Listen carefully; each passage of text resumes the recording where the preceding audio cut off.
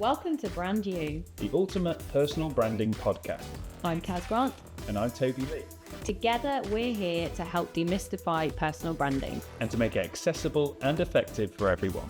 Follow along as we guide you through creating your own personal branding journeys. So, let's get started. Let's brand you.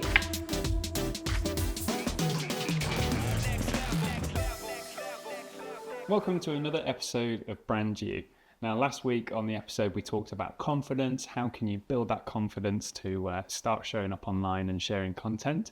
And in this episode, we're going to be talking about how do you get started with creating content?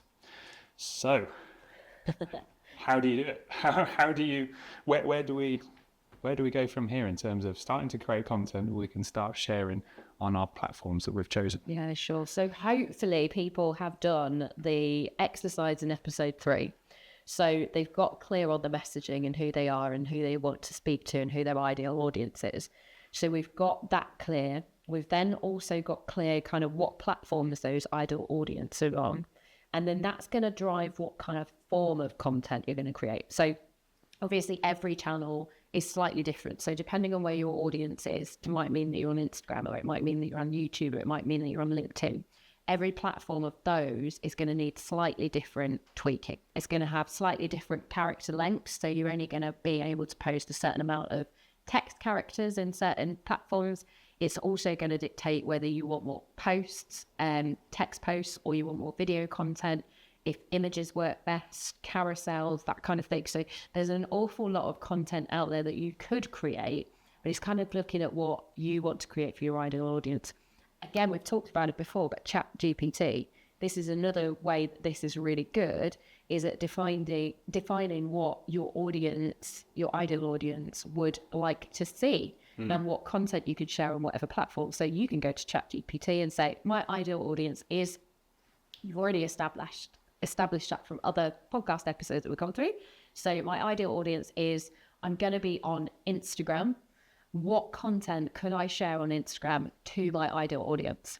And literally ChatGPT will give you like a run through of different forms of content that you could create. You could even ask it for like titles for it and like different subject things that you could talk about. So it will give you a breakdown. So it might say that you could create a reel explaining to your audience a day of the life then. Or you could create a carousel explaining something from your industry that people want to learn and could get some value for. Or you could create just a post of how your weekend went, something like that. So use ChatGPT to go on there and have a little thing of that. There's a rough rule. I mean, there's lots of different rules because personal branding is a bit different to the business branding, isn't it? I think, again, this is where people can get a bit stuck. It's like, well, corporate branding and business branding, I can post about business stuff and I post about that and that's it. With personal branding, like, what do I share? Do I share the business? Do I share more of myself? Do I need to share my dogs? Should I share my cat? What kind of things should I be sharing? What's too much? What's too little? A really great rule out there that I think would be simple for our audience to follow is the 3-for-1 rule. So every 4 posts, you want 3 of those posts to be engagement posts. So posts that are sharing who you are, a bit of personal branding, personality, relatable content, maybe some value share in that, but it's not talking about the business at all. And then your 1 post after that is talking about the business. And it doesn't have to be, again, a corporate company graphic. It can be you sharing it in the form of storytelling still. So I think that's a really easy one that people can follow, the 3-to-1 rule. Yeah, I think that's something that at first some listeners might feel that's more loaded on the personal side than the business side to what they might expect. Yeah. But I guess going back to one of our original episodes about why personally brand, the benefits are that you're sharing a little bit of insight as to who you are as a person, what you might be like to work with by sharing personal things, also creating that rapport by sharing, common interests and things like that people might connect with you on before they even know what you do as a business. So then when you do share that 1 in 4 business post, suddenly you've got a bit more interest and following. Would you say that would be the kind of aim? What you want to do with your audience is grow the know, like, and trust. So people need to get to know you before they do business with you. They need to know who you are, what you're offering. They then need to work out whether they would like you. So again, we're not going to be for everyone, but the people that are going to like us are going to follow us, buy into what we've got to offer them, and be open and receptive to the content that we're creating as well, and engage on it and like it and share it and things like that. And then that grows into the trust then section. Once they know us, they know that they like us. Yeah. We share lots of information about ourselves, so they get a really good rapport with us, good picture of who we are. Also through sharing like some of our client wins, testimonials, things like that.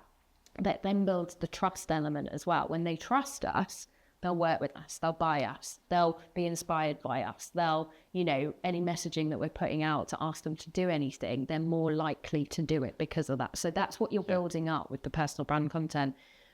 And we can see it all the time. Like I see it all the time anyway with Quirk. We go online and we look at and we do a little audit of somebody's, for example, LinkedIn profile. And it's an individual's personal LinkedIn profile. And it is full of corporate, graphic, reposted.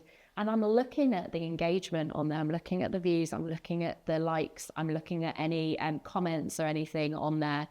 And it is like tumbleweed. Yeah. So they're creating all of this, spending time creating all of this. They're putting effort into creating all of this. They're maybe paying a marketing team to create this. It's going out to the world. People might be seeing it because sometimes they don't necessarily, people can see something, but it might not equate to a like or something. But chances are not many people are seeing it. Yeah. So you're putting all of this content out there. It's not being seen. It's not visible. You might as well not even bother to a certain extent. So doing the personal branded content, that will get more eyes, more engagement, more views on you, more comments. You'll get to understand and chat to your audience more. You'll be able to build a kind of almost like a community online. And then that drives the views and the likes and everything on that one business post as well. Yeah. Because the more people that see those, they're not going to mind reading a thing because they're not constantly being sold to through your messaging. So that's what we're trying to do with that. So yeah. I'm pleased you gave that example as well with the tumbleweed, because if we flip that ratio on its head and you were doing 3 personal business posts, you know, not on your business page, on your personal, say, LinkedIn account, to 1 personal sharing something about yourself, you're not going to build trust that way. It's going to take far longer to do so, but also people are probably going to be turned off and not get to your personal post because you're just, you know, bombarding us with your business or sales messaging, and any calls to action that come with those business posts occasionally. In terms of that business post then, what should we be doing? You know, do we still keep that different to our business messaging, or in terms of the call to action or what we share, should it just be something of like a day in the life we mentioned, or I'm trying to think of other examples now of what I might do in the studio. It might be sharing a tip or something that is industry related, but not always by a headshot session. Yeah, exactly. Yeah, that's the thing, isn't it? It doesn't always have to be like buy my thing. Some of the content, even business content, you want to give value out to people. Yeah. And through doing that and creating the value-led content, people are going to, again, go to you when they want something. And it's almost like getting them to that point where they go to you as well. Like if you're just sharing stuff like buy me all the time, that puts people off. They're not going to come to you. If you're sharing the other content and then in the business content, it's still not a buy me thing, but you've shared some form of expertise. I'm like, oh my gosh. When I think of who I need for a photography session next or something like that, I'm going to be like Toby, because I can contact him. He's not going to try and hard sell me. Like he's been sharing so much value anyway, so he's really good at giving. Yeah. So he's not just going to take immediately. I want to go with him. So yeah, there's different things you can do with content. I'd say with the content itself, you want to look at like the hooks that you're sharing, and then also the calls to action in them as well. Okay. And this is on your personal branded content, but also your business marketing content as well. And are we talking Instagram captions all the way through to LinkedIn, or? Yeah, we're talking every platform, because every single platform, even if it's video content, those first few words will pop up to people, even if it's a video that they're watching or it's a post that they're reading. It's that first thing of like, almost like, why should people dive in more with this? Why should people watch this video? Like, what's in it for them? So a hook is really important to get right on your content. Again, we're not talking about perfect. Like, you might need to experiment, try a few different things. We were also talking before filming this, weren't we, about a few of our bugbears with hooks. Yeah. I have some bugbears. One of my biggest bugbears with hooks, and I see it often on LinkedIn, is like how I went from living on the streets to a 6 million business owner in 2 days. Yeah. Like, that is the worst hook I've ever seen. Like, it doesn't make me want to look into it because I'm like, that just is far-fetched. Like, that's going to teach me absolutely nothing. Yeah. It's not going to offer any value to my life. Like, you're just almost like bragging about something that you've done, and that, like, don't like that. And if I don't like that, then other people aren't going to like that either. Yeah. So again, it's just going to be like content that people just scroll past and they don't know. The other hook, and this is funny because because you do this. I'm guilty of this one. This one. But it's hooks that, like, they grab you and you read it and you're like, because so a hook is all about, like, nosy. You're drawing the nosy people in. Yeah. I'm nosy. All humans are nosy. Like, we're like, what's this person up to? What's this person do? Why would they say that? Like, that doesn't fit with my, like, view of them. So they click on it to read more, and then it's like, well, that didn't tell me. Like, that was, and yours actually weren't that bad. It was like, explain to the audience. Yeah, the example I gave to you was one of my favourite ones I came up with was the hook line. So the start of the post is something along the lines of, I can't believe she said that. So instantly, like, ... So instantly people are like, oh my God, what's happened? And then the rest is a testimonial from a client. But, you know, it's one of those, it's drawing people in. Yeah. I think as well, it's down to who you are as to what kind of hook will work or might not sit with your audience. So I feel like I quite trust my audience that they might go, Toby's got me there, you know, and forgive it, rather than, he's just being clickbaity or something like that, you know. Because you are, like, part of your brand is the nice guy. Like, you're a nice guy. So when someone, like, when you put a hook like that, we're like, he's annoyed what's someone. happened? What's happened? So Yeah. it is that, like, juicy, want to go in. Yeah. But because you are that nice guy, we don't read it and go, idiot. Like, we read it and go, yeah, he is. Whereas really if I was good known at for being, photography. if I was known for being really opinionated and, you know, telling people how it is, have you seen the size of your nose? You know, if then my hook was, I can't believe she said this, then the people probably hoping that somebody had actually, given it to me and had a go, you know. But we want that juicy gossip there. Be vulnerable, share the juiciness. Yeah, it's so funny. So hooks are difficult, aren't they, sometimes? And I think sometimes we can overthink a hook as well. Yeah. And again, on, like, every single post you do, don't spend 5 hours, like, just going into, like, what would be the best clickbaity hook here for my audience. Like, just see over time, try some stuff, and see what works for you. Also, the other thing that you want to include in posts, and again, it doesn't have to be every single post, but quite a lot of your posts, I think it's a great idea to include a call to action. So it might be that at the bottom of your post, it's something like, what are your thoughts on the subject that you've just been talking about? So again, with calls to action, though, I think how people get it wrong is, well, every post is a business post. So then every post is a buy my thing. Yeah. Sign up to my course. Do this, do that way. You want someone to do something. That's okay every now and again. And you might want to put something like that maybe in your business post. But again, it doesn't have to be in every single business post. What you want to rethink your call to action, more of an engagement starter. Yeah. So you want people to engage on your content, which then people engage on your content, it drives up the algorithm, and then more people see it, so more people can engage, and then your post gets seen by more people. Sure. So make it conversational, like, ask questions, like, get to know your audience, get to know your ideal audience, and ask them things. And again, we've touched on this so many times, I think, but don't be triggered or bounce back when they do give you opinions sometimes. Yes. Yeah. It's that kind of, like, some things you read and you get through, you're like, keyboard warrior back, and then you start a full-blown war. Like, it doesn't mean that, but open the topic, like, have a discussion with them. Because sometimes, particularly on LinkedIn, people like to be offered the opportunity to give their opinion. you know, to share some value there of their own on whatever it is the theme you're talking about.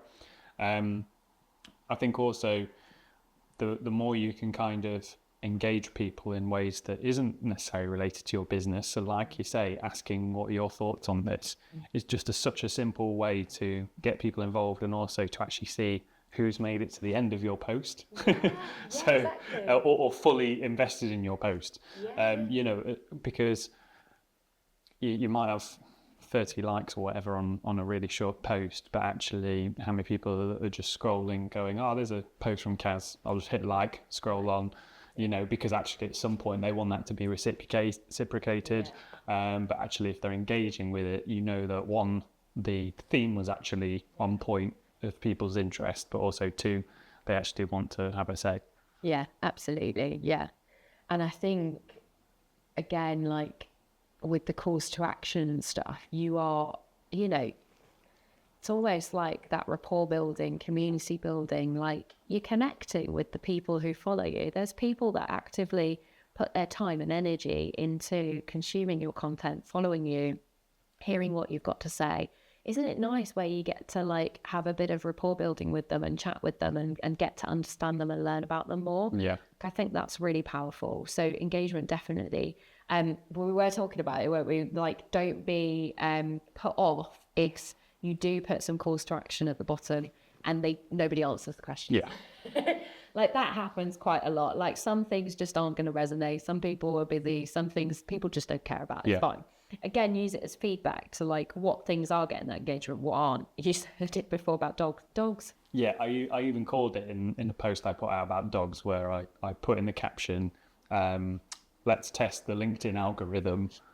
Here's a photo of my dog at work with me today or whatever. Who's your four-legged friend? Again, the call to action, putting the question out there. Who's your four-legged friend or animal friend who's helping you get through the working day today? And suddenly, bam, bam, bam, all these comments of people sharing photos of their animals, pets, dogs, you know, either at their desk or out for a walk or whatever. It was brilliant. But it does go to show that people do want to also read personal content, or that crossover between personal and business, because personal can still be your experience at work. You know, you're just not sharing necessarily everything from a business point of view. And that still counts as your personal brand and contributing towards that. But yeah, animals are always a good theme. They are. Going back to the success of a post as well, you know, time of day as to when you share it can have a huge impact on whether people respond to it or not. You know, if you're at 9 o'clock, well, people are just sitting down to their inboxes and everything else, you might not get them their time commenting back. If it's over lunchtime, when they're having a bit of a break from their morning tasks, they might be up for having a little bit of a chat back with you in the comments. So don't get downhearted about that. There is also a bit of a delay on LinkedIn, I find sometimes as well. Like, so you could put a post out and then days afterwards, weeks afterwards, people are still commenting on it. So definitely check your notifications on top of those, because there is a bit of a delay on some platforms. But yeah, and by no means are we saying for everyone to go out and get dogs. Yeah. Just for the purposes of your personal brand. They will help your engagement. Yeah.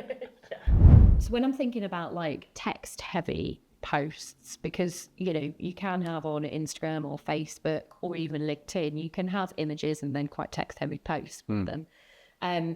What I want to get across right now as well is that, you know, to make it easy as possible for people to read it. So sometimes when I come across a post and it's all bunched together and it's like a lot of words, block of text. I kind of like switch off a few sentences in. Most people are going to skim read what you've got online. So if they're going to skim read, you want to make it as easy as possible for them to read it. So I think like spacing your paragraphs out. I even write like a sentence space, sentence space, maybe putting some emojis in there, even on the business platform LinkedIn, because again, it makes things pop and it gets across. I feel like emojis are another language now almost that we use. Absolutely, yeah. You see an emoji and you know that emotes that feeling in it. Yeah. So they had a bit more personality and humour almost as well, don't they? Yeah. So if you can, again, it depends what kind of industry you're in, what personal brand you're creating. But do things like that and include things like that in it as well. Because as easy as we can make it readable for people, that's what we kind of want to do. Yeah. And obviously, the shorter, the better. I am the worst for that. I feel like I must have a novelist inside of me. And when I'm creating my content, the novelist comes out. And I'm like, I'm telling a story, so I'm going to take 5 pages to write this story. And I have to really try my best to shorten things. A lot of my content won't be shortened though. But again, it's like kind of finding your flow with it. Like, I think your audience will get used to how you're putting it across. Yeah. So if you're used to short, snappy things, then do that, be that, say that. Sometimes, again, we're talking about images alongside it. An image can say 1,000 words, can't it? So you might have the image that says that and then a few snappy things. But if you want to take a bit longer and you want to write a bit longer, your audience will get used to that as well. So make it a bit longer for them. And again, don't overthink that kind of aspect to it. Yeah. You must stick to a certain word count. Yeah. Yes, within the, you can't go over a certain word count on platforms, but there's no specific right or wrong with that. Out of interest, because I think when it comes to generating content, you've either got like your visuals that then like a photo you want to post that might inform what you write, or you might be writing something that might inform what photo you might want to put with it or video. And you're in a bit of a chicken or the egg situation. In terms of the writing a text post, put you on the spot here, do you know any resources or anything that helps how to come up with ideas for that? Apart from like we're talking about ChatGPT and things like that, but are there any other? I think for me, ChatGPT is probably the most accessible thing for people. I have got a content prompt book that someone's created. So there are authors. There are authors out there that have created like some content prompt books and things. Okay. So I have a little look out for those as well, because there are books out there with just prompts. And again, I keep that on the side of my desk. I don't think I've actually used it yet though, but it's there, and I know it's there if I'm having a blockage. But mostly I will go on to ChatGPT. If I'm having a week where my content generally flows to me pretty easily. Yeah. And I don't know why. No, I do know why. I think it's because I live life and I look around me and I have got used to creating stories out of my life, and I'll do something and I'll share about that thing on my social media. It might not be at the exact time as I've done it, and there might be a time lag or anything else, but I think all of us have this content within us. We all have stories because we are all living our lives. We're all doing things daily. We're all having experiences. We're all learning lessons. So we've all got it in us, but sometimes you do get to that bit where you open your laptop and you're like, what's my name? What am I doing today? There'll be times of the week, because I do content for a living, there will be times of the week where I'm better at content than others. And sometimes I'm able to do this, but sometimes I'll move my schedule around. If like on a Monday, if I've got it scheduled in to write content for work at that time on that day, I get to that Monday and I'm like, I might move that to a Tuesday and then do something else that wasn't that task on that day. So I can do things like that. So you won't feel like it every day maybe. But there are things like ChatGPT. Again, like you've got your ideal audience, you've got your platform. All of this will be saved in ChatGPT as well. If you've gone through all of these tasks and you've used it to get clear, you can ask it for prompts for content. Again, please don't copy the prompts when creating content. I think that's the issue. People are using ChatGPT, they're copy and pasting and they're putting it on their profiles, and then that's it. That's what they're sharing with the world. It doesn't come from you. People will know. They'll switch off to it. But use it for inspiration. Use it for a content prompt and then write from that content prompt. Or get an image that you've taken. Sometimes I'll look at images over the weekend and I think, oh yeah, I did that. I'll write about that. Oh, well, no. Yeah, I'll write about that. So again, it's like using what's around you. The other thing with ChatGPT, if you are in the UK, please change the Zs in it. We're not in America. So the easiest way for me to spot, I mean, other than it doesn't sound like the person that it's coming from, is because they've left all the Zs in it. Yes. At least change the Zs, if nothing else. Yeah. Change the Zs. And the other one is never say in a world of. At the start of your post, in a world of digital content, in a world of marketing, in a world of asset finance, you know, whatever it is, ChatGPT loves to throw that in as a starter. And it's like, no one's thinking about that. Oh, wow. Exactly. Do you have any advice on like discovering your tone of voice with posts, in terms of, say, I feel like your posts are almost recognizable on the screen, because one, say for LinkedIn, I'm scrolling, I see a headshot, the pink shirt is jumping out. I see your name, so instantly I'm associating, going, Kaz, I was familiar with her content. And then almost what you mentioned about the layout of spacing your thing out, using emojis in there as well, it's instantly recognizable. But also the way you actually write your sentences, that you might not necessarily be aware you're doing it, but you've got quite a clear tone of voice. How do we sort of build that for ourselves? Or would you say just go for it and you'll establish that? It's not something that we need to be aware of? What do you think? I think, again, knowing your target audience will help a little bit. Yeah. But you can't fake your own. It's almost like, to say it any differently through content would be like me coming here today and saying the podcast stuff differently, in a different accent, in a different way, in a different speed, in a different, like it would just be weird. I say stuff how I say stuff. I think we write stuff how we write stuff as well. So for us, creating our own personal brand is, then, you know, just let it flow. And it will come out as it comes out. And each time you'll start to notice similarities with how you're putting stuff, how you word things. So you'll create your tone of voice over time. The hardest thing for us at Quirk is helping other people write their content, because it's not from me. So I have to think from a different person. You're not doing that, creating your own personal brand. You've just got to speak like you speak. That's brilliant. I've heard some businesses will create like an avatar of their ideal customer, and then sort of imagine anything they're writing to them. So if you can be as specific as possible with your demographics, that male aged 40 to 50, we're going to call them Mark or whatever, that everything you sort of write, if you just imagine chatting to Mark, or if you can personalize that as a real client you have, you know, envisage you were just talking to them, then you're going to find that sort of tone of voice that way as well. Absolutely. And you can really simplify that as well by, like, loads of us know lots of different people in person. We've probably got within our networks, like, our ideal client as a friend, as an acquaintance. Like, there'll be somebody that is similar to our ideal client. So when you're creating anything, like, just imagine you sat down having a coffee with them. Even video format as well. Like, this is the biggest thing I think that I do with video.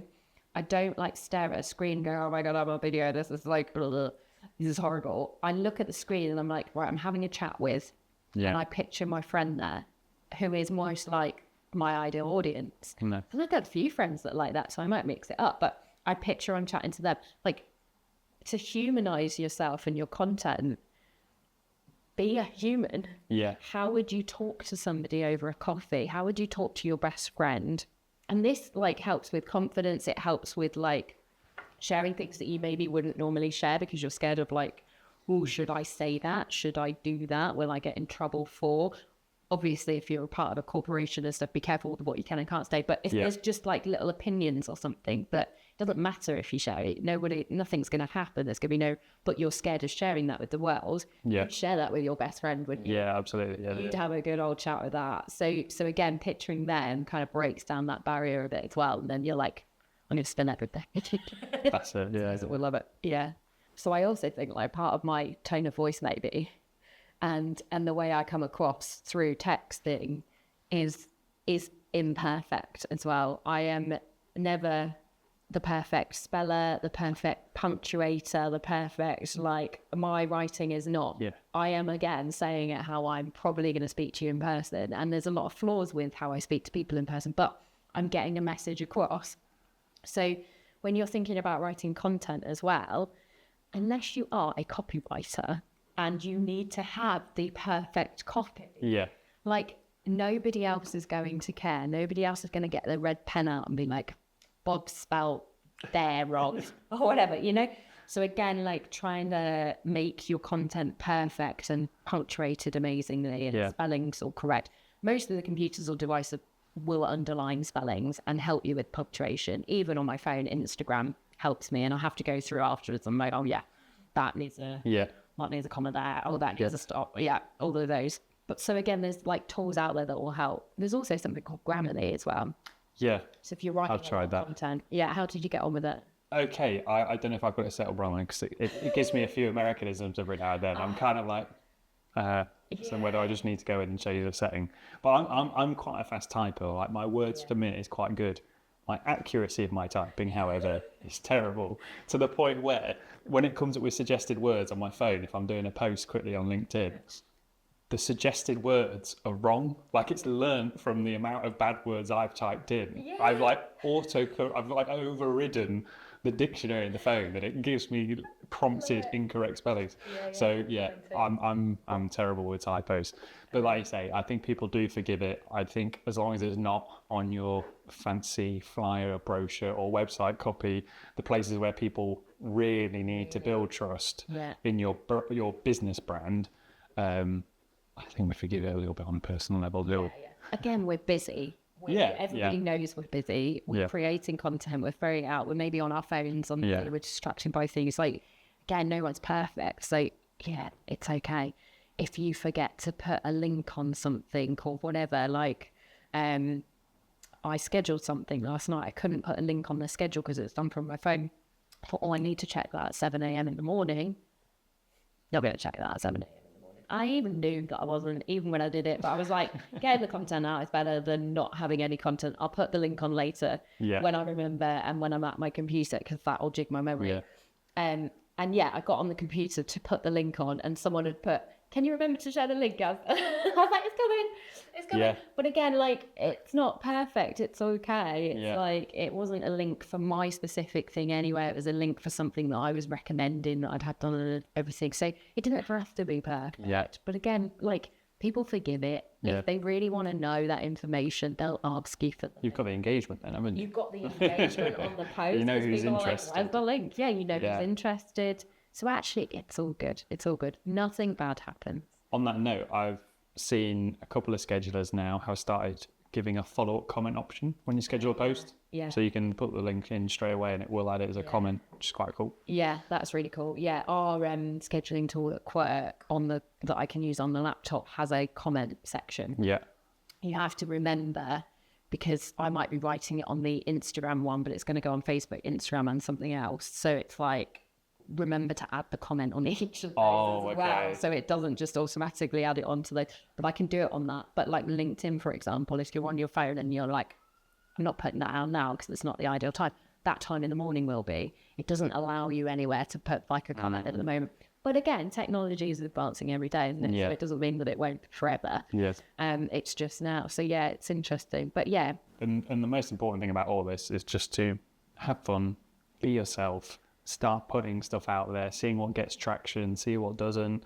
And I think I remember when I sort of stepped into using LinkedIn more regularly and sharing sort of my personal experiences of running a business, and there's a certain liberation, if we go back to last week's episode talking about confidence, that once you get started and you start posting things, you then get more ideas for future posts.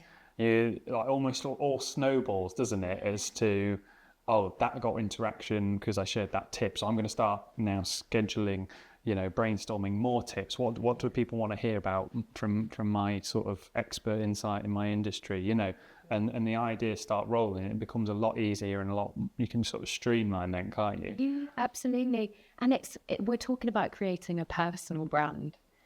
So you are the expert in you. Yeah. Like nobody else knows what you've been through, what you've done, whether that was right, whether that wasn't right, whether Jimmy said that or didn't say that, or you're creating it based off of your memory of that experience or that thing or that experience that happened. So just have fun with it. Say it in a way that you want to say it. Do it in a way that you want to do it. Represent it in a way that you want to represent it. And have fun with it. And like you say, it snowballed. So I think at the start, you might start there thinking, what can I post? The more you do it, the more you'll get in the flow with it, and a snowball will happen. So to end this episode's podcast then, I just want to reiterate the importance of weaving business messaging in to your personal messaging. So don't just share company graphics because it will be like tumbleweed.